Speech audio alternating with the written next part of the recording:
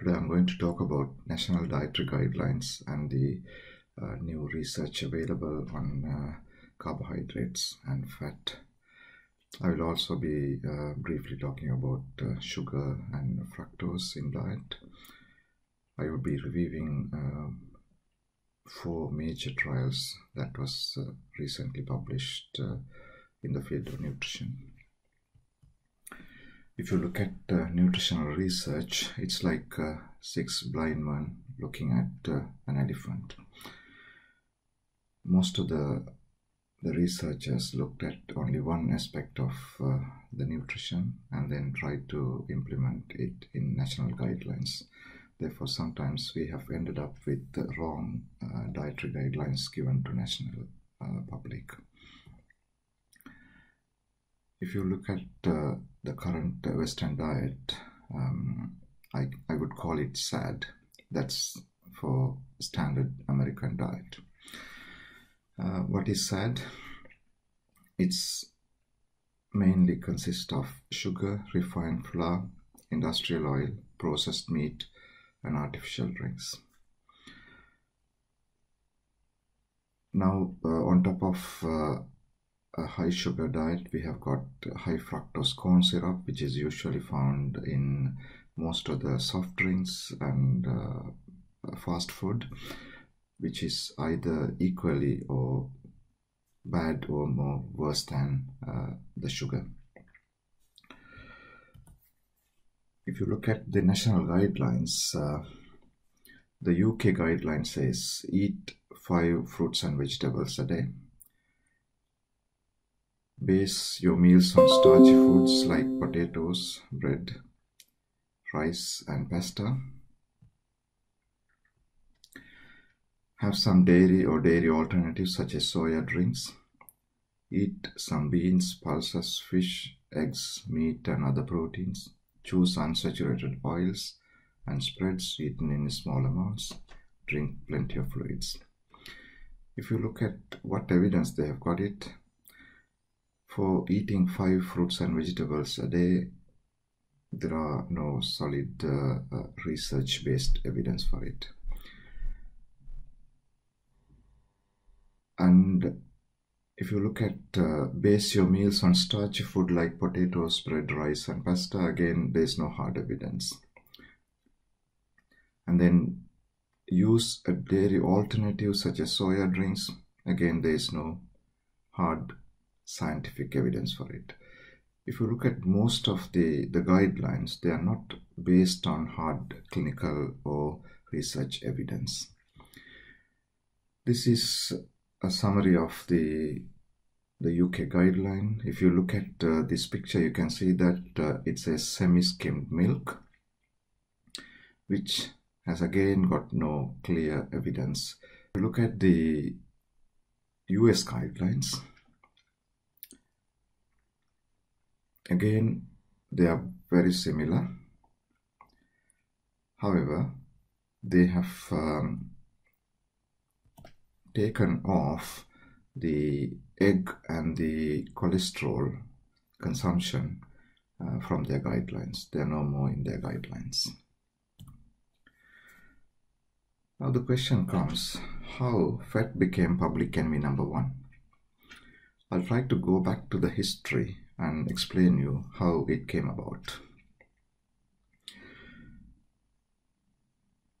The fat as number 1 public enemy was proposed by Ansel Keys, who is one of the very popular and phenomenal nutritionist from US.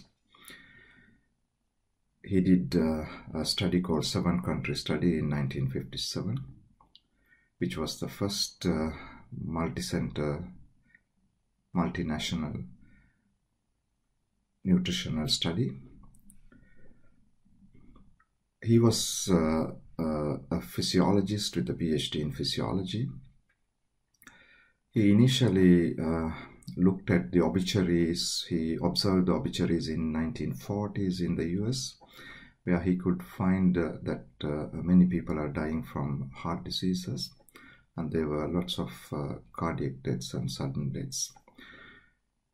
Therefore, he started studying executives and business leaders in their midlife, and he followed up for many years, and he found that heart attacks were related to high blood pressure, smoking, and cholesterol. Then he decided to do this study called 7-country studies. Briefly, if I were to tell you,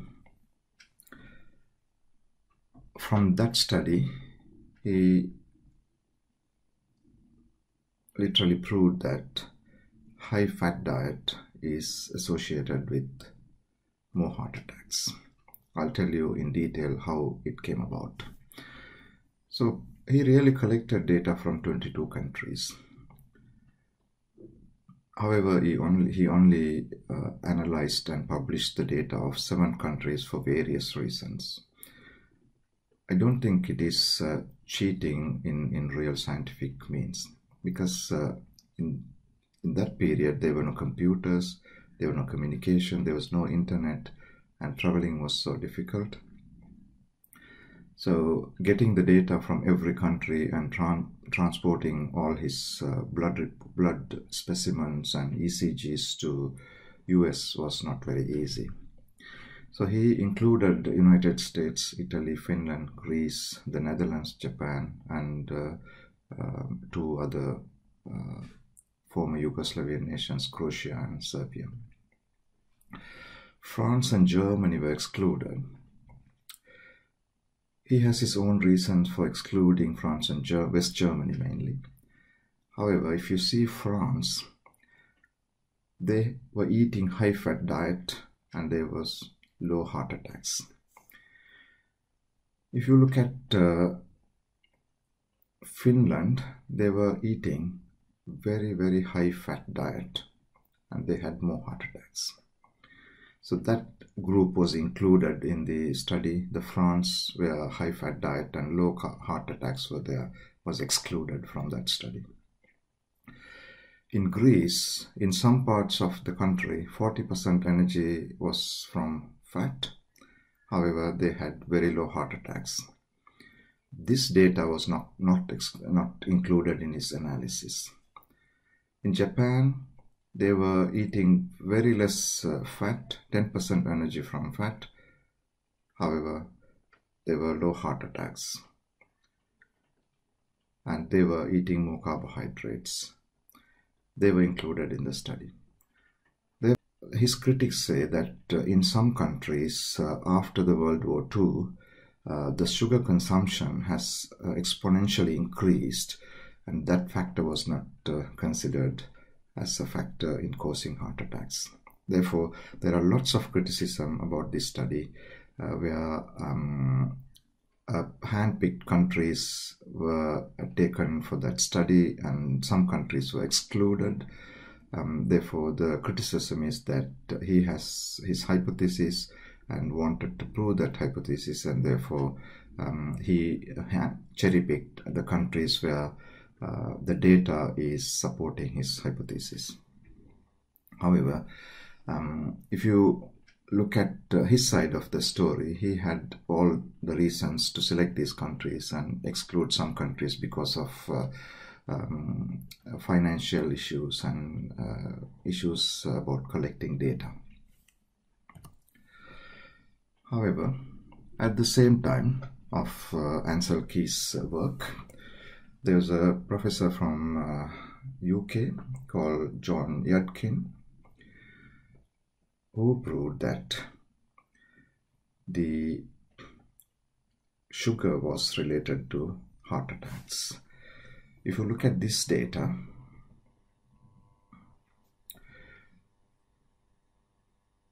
this is the graph showing the number of heart attacks.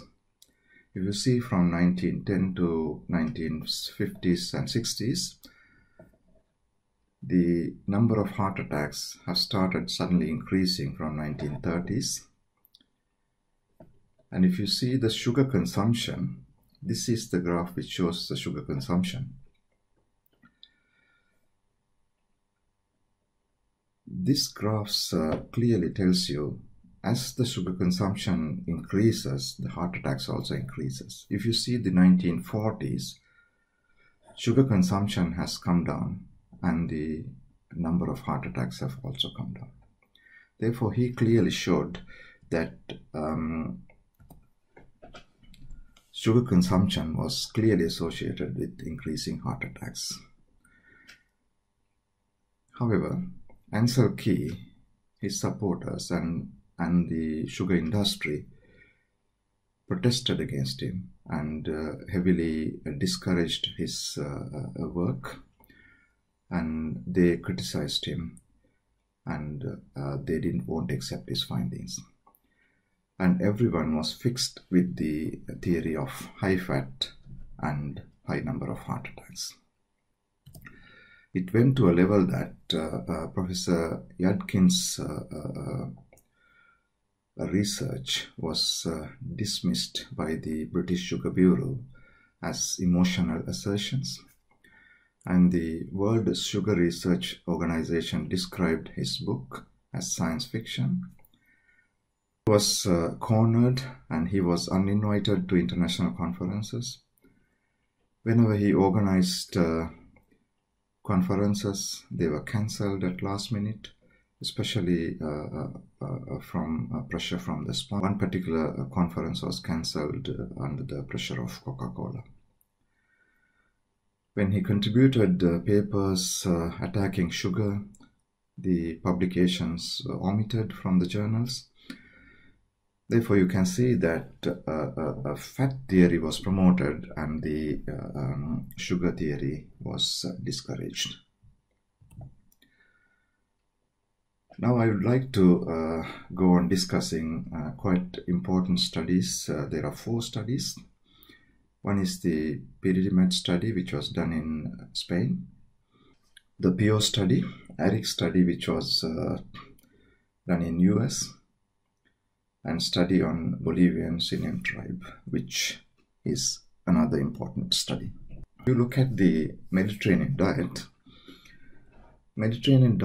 is a high fat, moderate carbohydrate diet with lots of vegetables and olive oil. Mediterranean diet also encourages to be physically active and enjoy your meal with others. The Pyridimate study was done in Spain over a period of 4.8 years. They had closer to 8,000 patients. They randomized the group into 3 categories. One was receiving Mediterranean diet, including free extra virgin olive oil, 1 liter for a family of 4 for a week. They were allowed to do a normal Mediterranean diet without any restrictions. And then the second group was given Mediterranean diet without any restrictions and daily 30 grams of nuts. And then another group was given a typical American Heart Association low-fat diet and no free deliveries of any food items. However, they were periodically reminded of low-fat diet and advice was given. If you look at the olive oil group, where Mediterranean diet and olive oil was given, if you look at the study population, they were eating 40% carbohydrates, nearly 22% saturated fat, 6.3% was from monounsaturated fat, that is olive oil and other vegetarian monounsaturated fat.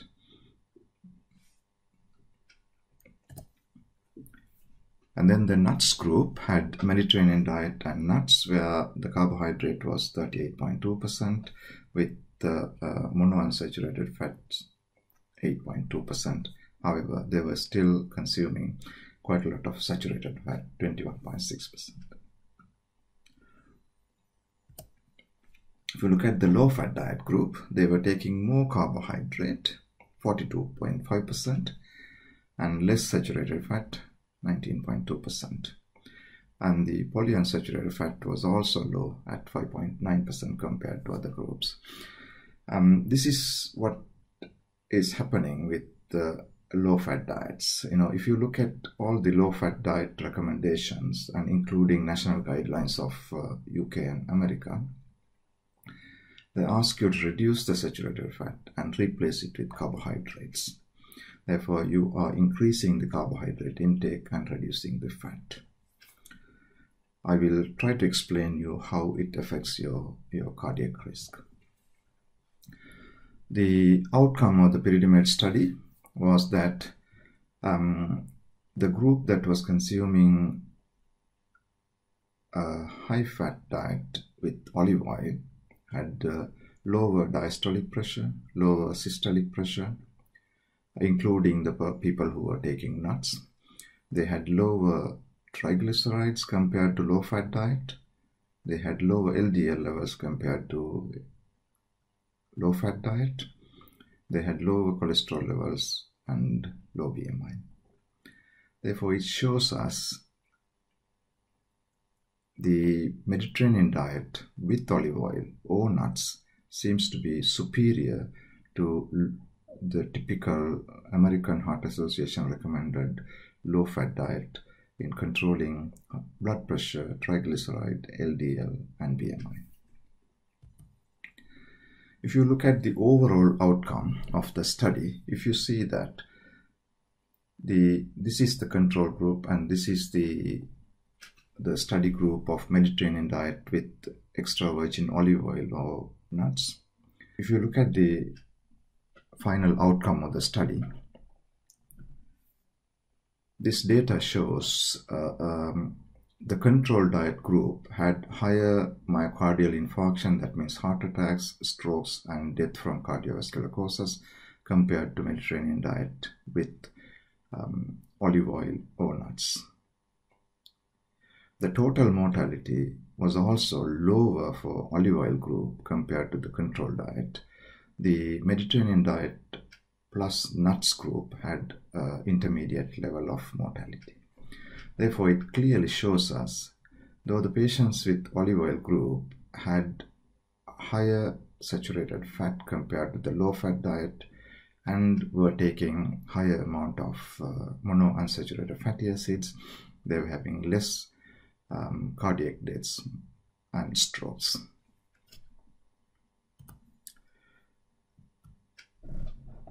Similar findings were observed in the Women's Health Initiative study, where 49,000 patients were followed up.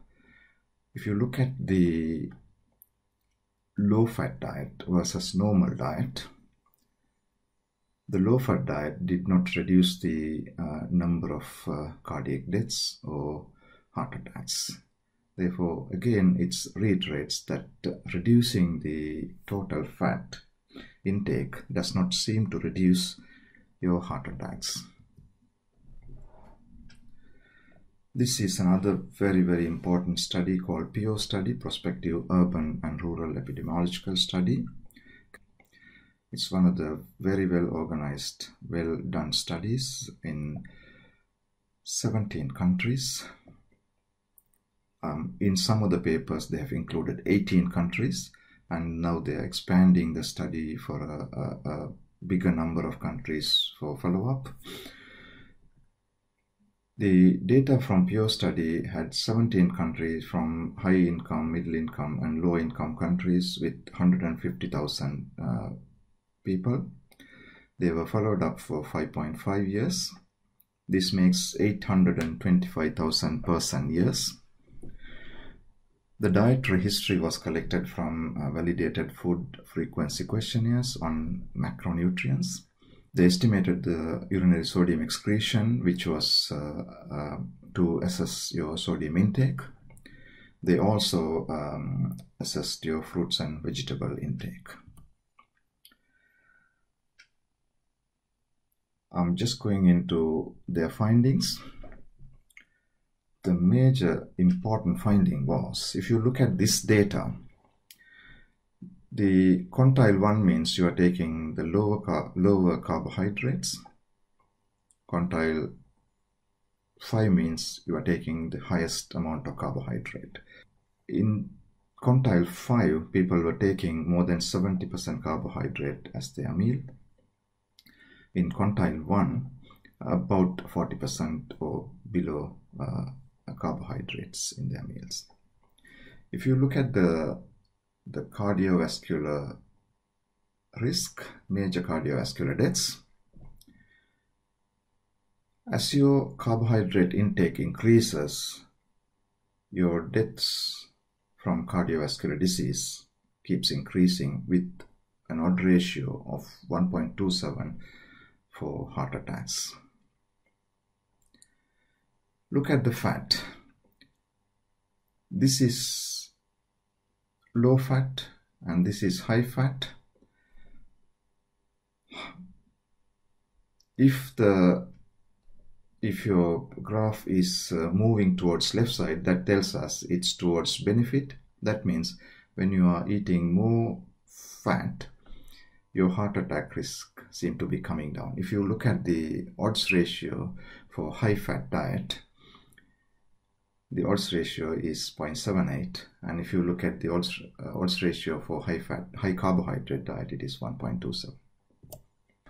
I would like to show you the dairy, that's the milk products. This is T1 is the low dairy products, T2 is high, T3 is higher quantity of dairy products. When you compare with low dairy products to intermediate, that is tier 2, still the odds ratio for cardiovascular death is less. That means more dairy you eat, seems to be you are getting less cardiac deaths. And if you take high dairy intake, cardiovascular death is still less. Red meat seem to be slightly higher than dairy products. However, it does not still increase your heart attacks. If you look at the white meat, such as chicken, then again, it does not increase your heart attacks. So in summary, the dairy products, any fat from the milk-based products seem to be reducing your heart attack risk. And red meat and white meat does not seem to increase your heart attack risk. Now I'm coming to the saturated fat versus LDL and cardiovascular deaths. They monitored the LDL levels of the whole group of people who were studied. If you look at the saturated fat intake versus the LDL cholesterol, more saturated fat you eat, your LDL cholesterol seemed to be increasing. However, the increase was very small, between 0.1 to 0.2 millimoles of LDL cholesterol. However, most important thing was that more saturated fat you eat, your heart attacks seem to be coming down, and it comes to a plateau after a point. Therefore, they tried to explain it by doing more tests like ApoB to ApoA ratio. If you see the LDL and ApoB to ApoA ratio, ApoB to ApoA ratio is a better marker of heart attacks than LDL. Therefore, this will explain us why carbohydrates increase your heart attacks and saturated fats does not. If you look at the carbohydrate group, this tells us people who are taking less than 45% of carbohydrate, this is 50 to 55%. These are the tiers, quantiles, and more than 70% is the quantile 5. As you keep increasing your carbohydrates, your ApoB to ApoA A ratio increases, thus increasing your risk of heart attacks. However, if you look at the saturated fat intake, more fat you eat, you seem to be having lower levels of ApoB to ApoA ratio. Thus, it simply explains why more carbohydrate means you get more heart attacks, and more saturated fat means you are getting less heart attacks.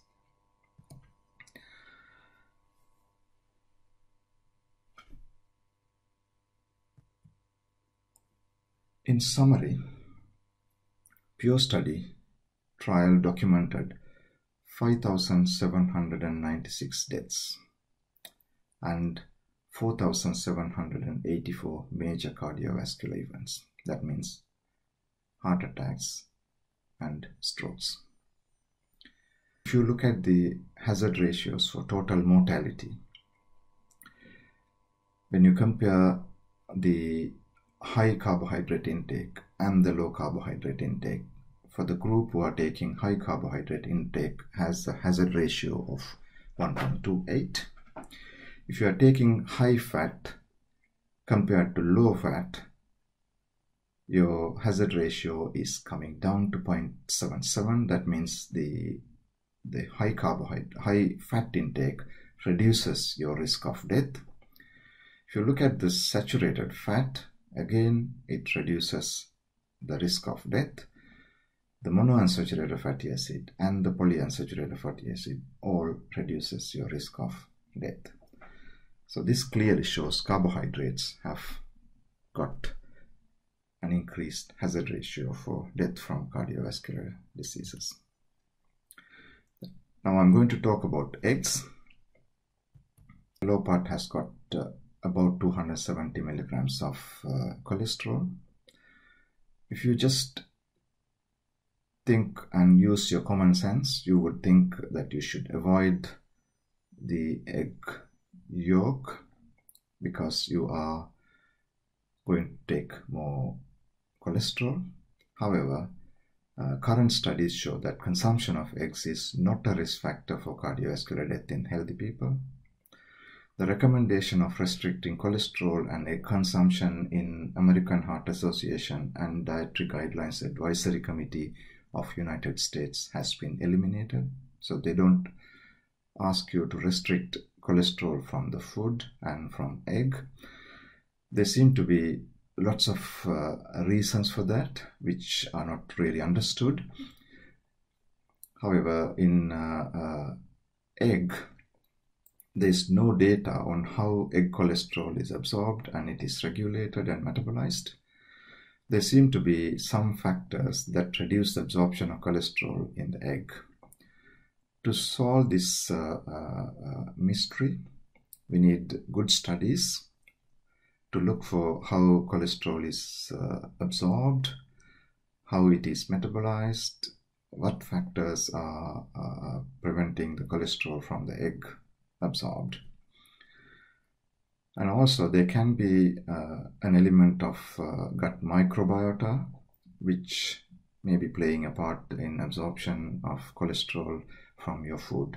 Therefore, the direct cholesterol from the food seem to be not having an influence of your cholesterol levels in the blood. 70% of your blood cholesterol levels are from internal synthesis of cholesterol in the body. Now we look at salt, blood pressure and cardiovascular events in Pure Study. Before I discuss the findings of Pure Study, I would like to show you the findings of On Target study, which was published in 2011. I'm showing this data to compare the data of the Pure Study. This study had nearly 29,000 patients with higher cardiovascular risk. They were followed up for 56 months. They estimated the morning fasting urine sodium estimate as a surrogate marker of your sodium intake. They looked at their total mortality, stroke, myocardial infarction and congestive cardiac failure. If you look at the findings, this is a U-shaped curve. That means low salt intake is increasing your death. High salt is also increasing your death, strokes and heart attacks. In the middle, you are getting a lower cardiac death, strokes and congestive cardiac failure. So the hazard ratio was lower in a range of 4 grams to 6 grams of salt per day. However, if you look at the current US guidelines, it is less than 1.5 grams of salt. However, if you look at the data, that level of salt seems to be increasing your risk of death. Now we look at the sodium excretion and cardiovascular deaths and all-cause mortality in the PURE study. They have got the same or similar graph for salt. You have again got a U-shaped curve around 4 grams to 5 grams of salt. Lower salt levels increases your death, higher salt level increases your death, higher salt level increases your death. But if you see the graph here, it's a bit of a plateau till up to about 8 grams of salt. Up to about 8 grams of salt, there is a very slight increase in your risk of death, but it's not a big risk of death. And they went in to a deep analysis. They looked at the hypertension status and then looked at the cardiovascular mortality. This is the overall mortality data. You can see that between 4 and 6, the risk of death, 4 and 6 grams of salt intake, death was less, cardiovascular death was less. However, if you look at the patients with hypertension, when your salt level goes above 6, your risk of cardiovascular death seems to be increasing. However, in non-hypertensive patients, that risk seems to be not there. Even at a level of 8 grams of salt per day, you don't seem to be increasing your risk of death. Therefore, this study clearly shows the salt is bad for people with hypertension. Again, it's bad at a level above a moderate intake. That's about 4 to 6 grams of salt per day. This data is supported by OneTarget study as well.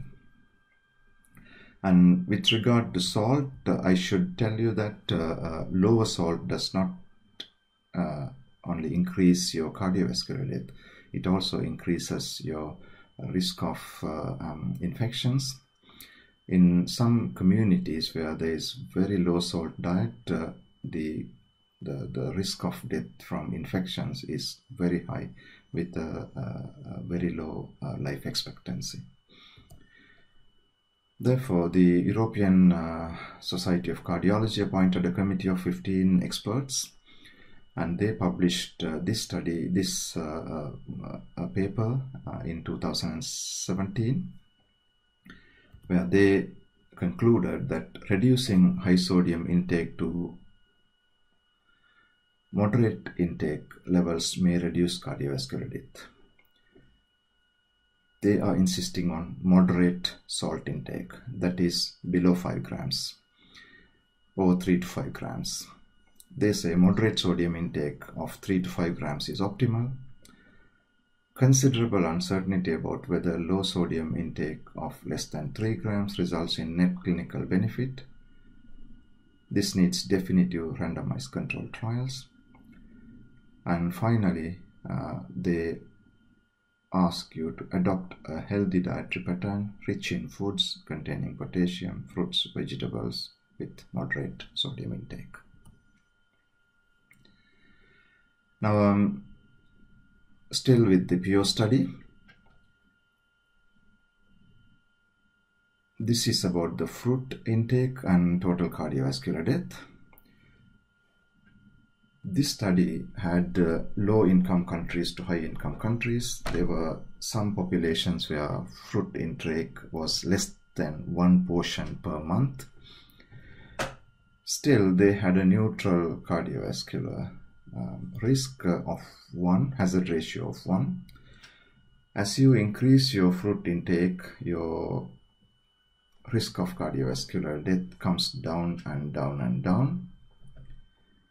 Optimum levels seem to be 2 to 3 portions of fruits per day, or 1 to 3 portions per day.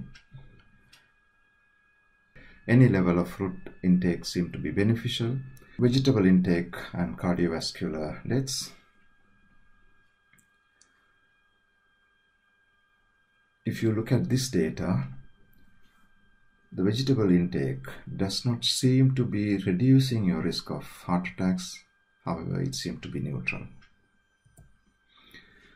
For final conclusion of the PO study is that saturated fats are not harmful in the usual ranges consumed by most people.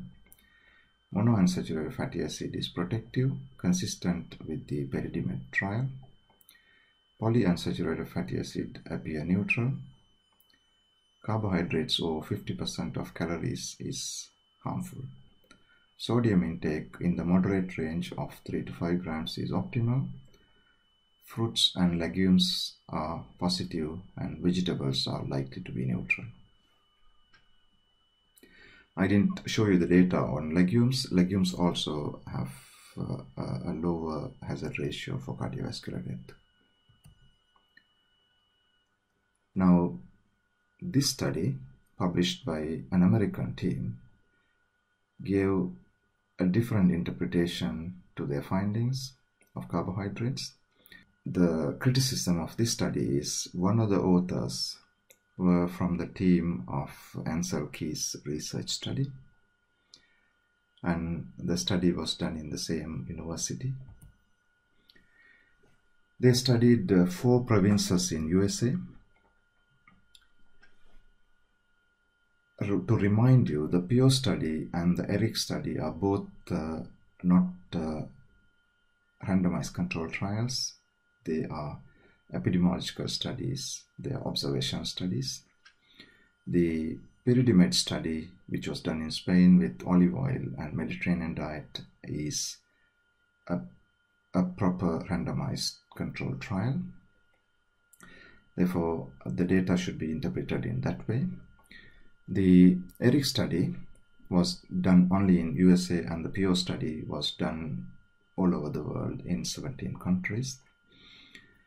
The ERIC study had 15,000 subjects followed up for 25 years, from 1987 to 2013. They applied food frequency questionnaires. However, the problem is they got their food history only on the first visit and on the third visit.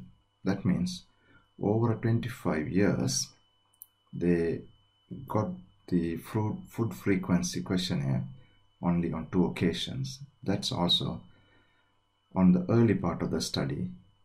And after 1993 to 1995, that's the visit 3, they applied the previous data to correlate with their findings.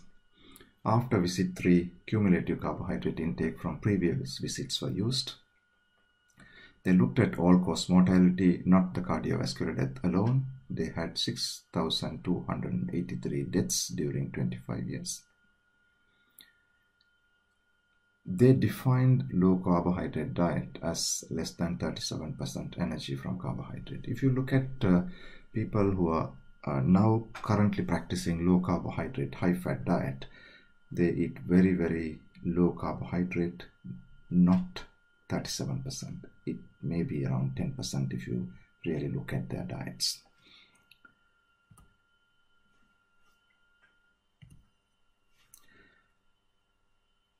So this study was given a lot of publicity by the mainstream media, including the BBC.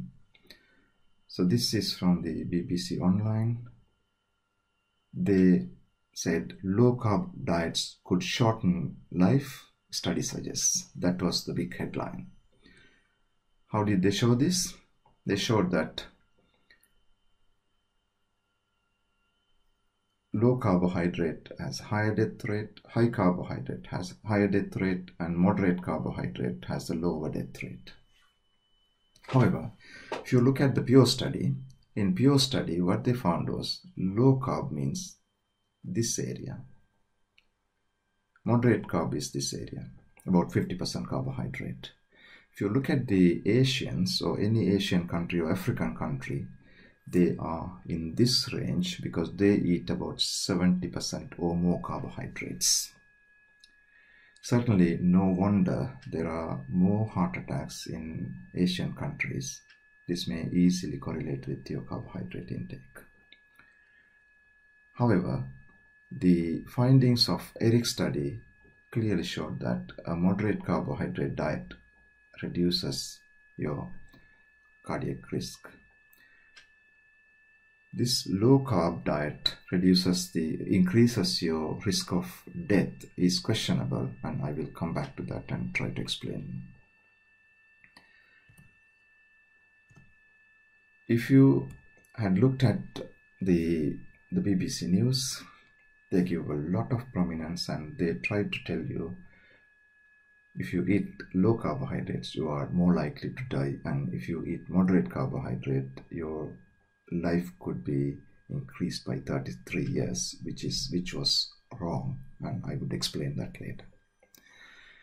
However, the BBC or any other mainstream media did not highlight the pure study when it was published. They did not highlight the Pyridimide study when it was published.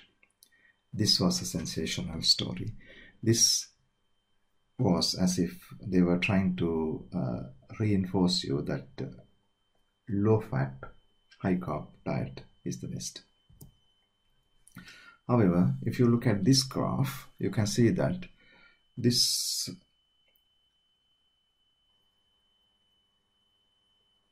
graph is of the Eric study, which was published by the Americans, showing that low carb increases your death, high carb increases your death, moderate carb reduces your death.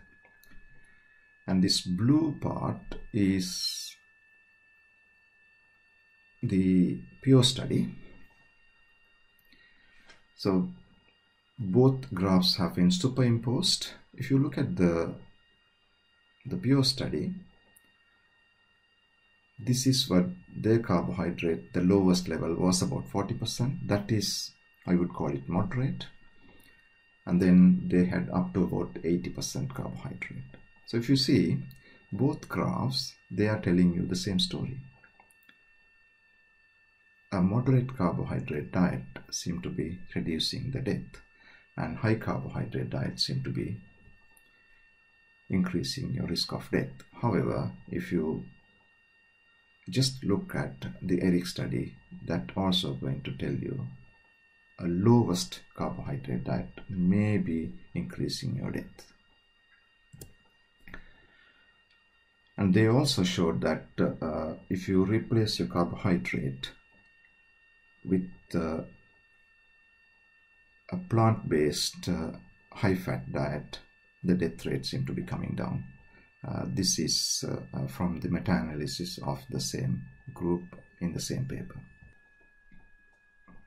This is the cutting from the BBC News when they put the headlines as low carb diet increases your risk of death. They said researchers estimated that from the age of 50, people in the moderate carb group were on average expected to live for another 33 years. This will be easily interpreted by a layman as if you eat moderate carbohydrate diet, your life expectancy will increase by 33 years. That's not the case. I'll show you the original paper. This tells you We estimated that a 50-year-old participant with intake of less than 30% of energy from carbohydrate would have a projected life expectancy of 29.1 years compared to 33.1 years for a participant who consumed 50 to 55% energy from carbohydrate. So that tells you if you're consuming less than 30% of energy from carbohydrate, your life expectancy will be 29.1. If you consume a moderate carbohydrate, your life expectancy is 33.1. That's the difference of about 4 years. However, if you look at the BBC News, that is telling you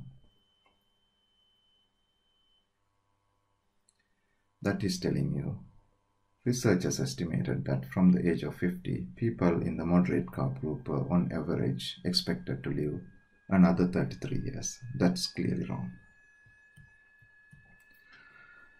What are the problems and criticisms from this study?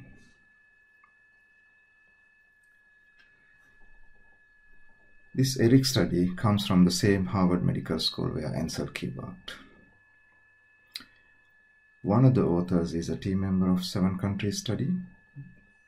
That was the study Ansel Keys published and convinced the governments that fat is the cause of heart attacks, which seemed to be wrong. It's an observational study, not a clinical trial. As I told you, PO study and this ERIC study both are not clinical trials. Carb intake was assessed only twice during the study period, 6 years apart, up to 1995. So they are a problem. And if you look at the people who had a low carbohydrate diet, they were young male college graduates, have high body mass index, they were exercising less during leisure time, have a higher household income, and then they were smoking cigarettes and have diabetes also. So this is a problem. The group which were taking low carbohydrate were also having other cardiac risk factors like high BMI, less exercise, cigarette smoking, and diabetes. Therefore, this study should be questioned for its conclusion of low carb diet increases the death. However, we should keep in mind that this should be further studied and we should follow up more low carbohydrate groups, especially the people who are practicing very high fat, very low carb diets. Participants in the lower carbohydrate quintile had higher average consumption of animal fat and protein and lower average consumption of plant protein and dietary fiber than participants in other quintiles.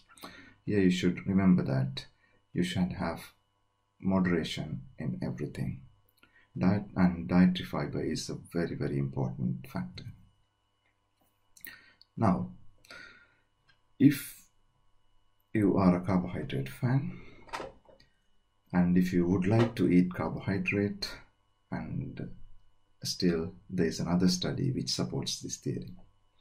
This is the study called the Bolivian Amazon tribe called Simen. An American team went into this area and they were working with them, and then they followed up them and they brought out with a very good data. When this study was published, the BBC had a sensational headline. They said, the healthiest hearts in the world have been found in the Simen people in the forests of Bolivia. Barely any Simen had signs of clogged up arteries even well into old age, a study in Lancet showed. This was a fantastic study. The Simen population are hunter-gatherers. They are very physically active. The study showed their average age of death was 70. They recorded 50 deaths in that population. There was only one heart attack. They looked at 750 people and studied their hearts and coronary arteries with the help of CT scan. In this population, they found that in people below 75 years, their arteries were mostly healthy. In above 75, 65% had absolutely normal arteries. Ischemic heart disease, diabetes, and high blood pressure were not heard of. If you look at their lifestyle, they ate a lot of carbohydrates. They ate 72% carbohydrate, which is about the amount of carbohydrate that the Asians would eat. They had about 40% protein, 14% fat. However, the fat they ate had no trans fat. That means they didn't have any fried food. It's a low fat diet. However, most important thing is they were very, very physically active. They were doing farming, hunting, food preparation, household chores. They were always active. Their average hunting lasted about 8 hours, covering nearly 18 kilometers. They were doing a lot of cultivation.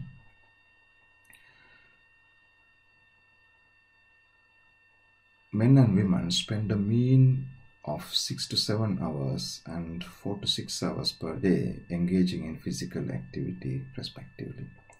If you look at the waking hours, they were 90% of the time they were active, only 10% of the time they were sedentary. If you look at the Western countries, 54% of the time they are sedentary.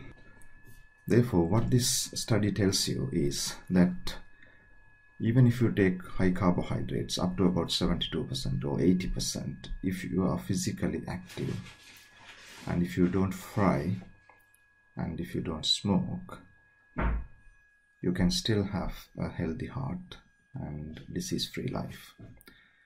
This reiterates the fact that you have to be physically active. Finally, to summarize, everything in moderation is the best. A low or moderate carbohydrate with moderate fat, moderate fruits and vegetables will be ideal, and no fried foods. Stop smoking and be physically active. Thank you.